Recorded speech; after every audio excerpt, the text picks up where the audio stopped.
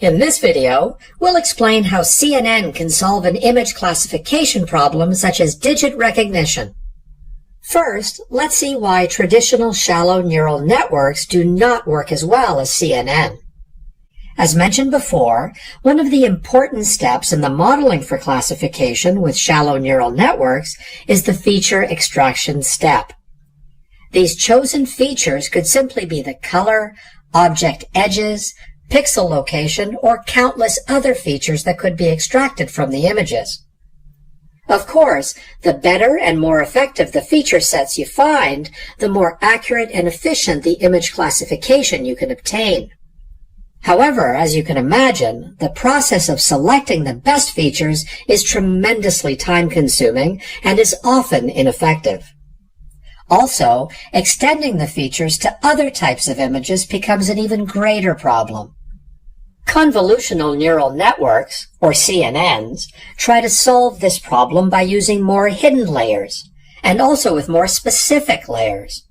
So, when using CNN, instead of you choosing image features to classify dogs versus cats, for instance, CNNs can automatically find those features and classify the images for you. Instead of using a dogs and cats dataset, though, let's use a more practical example here. The MNIST Dataset is a database of handwritten digits that has a training set of 60,000 examples. The great thing about the MNIST dataset is that the digits have been size normalized and centered in a fixed size image. Now, consider the digit recognition problem.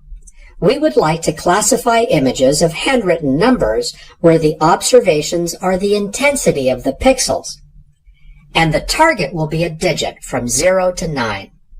So, our objective here is to build a digit recognition system using CNN. Now, let's look at it from a higher level.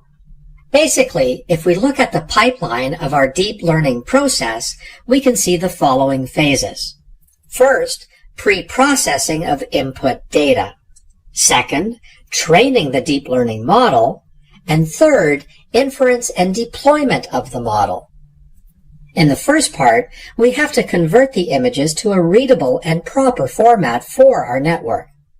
Then, an untrained network is fed with a big data set of the images in the training phase, so as to allow the network to learn. That is, we build a CNN and train it with many handwritten images in the training set.